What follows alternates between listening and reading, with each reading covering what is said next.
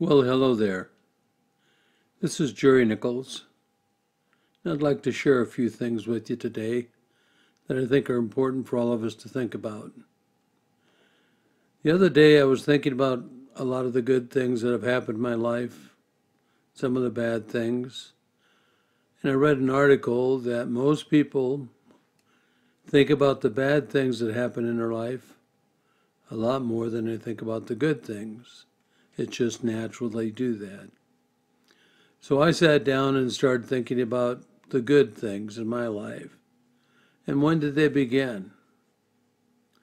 Well, in 1960, in Great Falls, Montana, was the first really big good thing that started my life, changed my life, and helped me a great deal. I met a girl who had red hair and green eyes, and she was gorgeous. I fell in love immediately. Even though I was only 16, I had a crush that wouldn't end for many years. In fact, that's what I want to talk to you about. We were married and have been married for over 50 years. And we came to the conclusion that we had everything we wanted. We didn't need anything more, so let's please not buy each other gifts for our 51st wedding anniversary. Well, I felt rather strange not doing that. So I reached down inside me and said, what can I give her that it doesn't really cost money? And I decided that I would write a free verse poem. In fact, it was my first free verse poem, to tell her how much I thought of her and how she changed my life.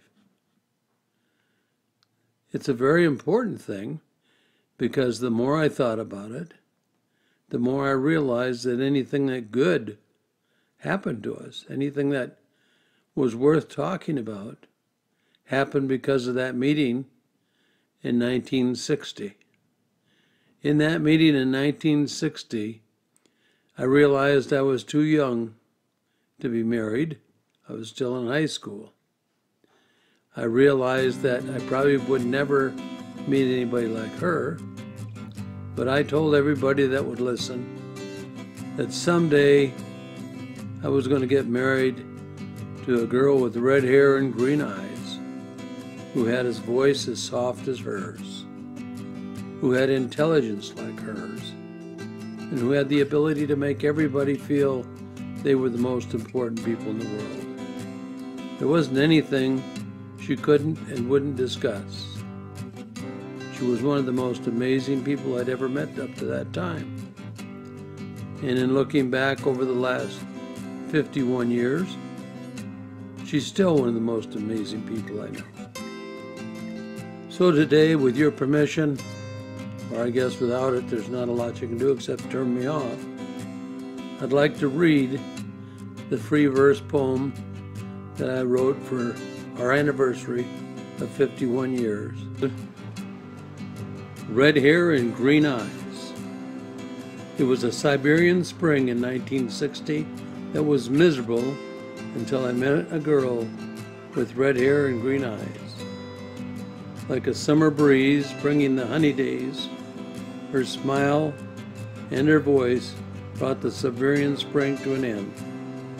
I couldn't keep my naive 16-year-old eyes from staring in excited wonder, thinking of Ireland and understanding for the first time why my grandmother of Irish birth was considered an Irish beauty with red hair and green eyes.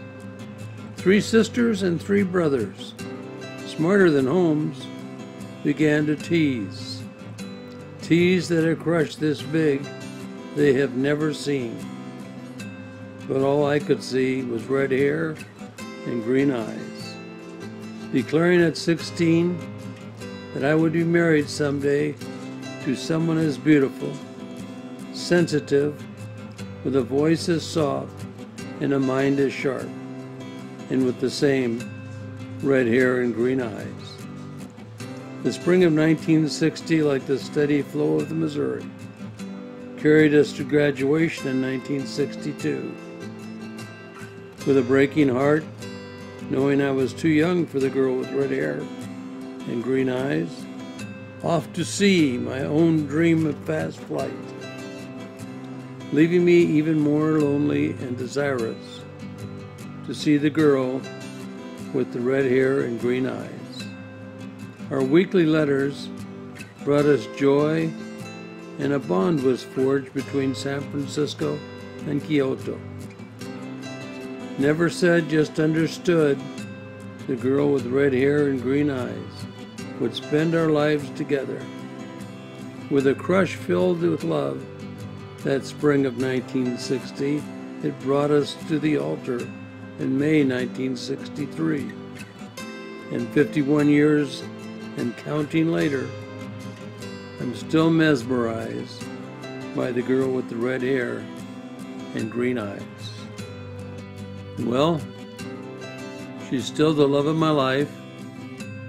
She's still the girl with red hair and green eyes, and still has all the wonderful qualities that she had in 1960, and makes me proud every day that I had the opportunity to spend my life with her.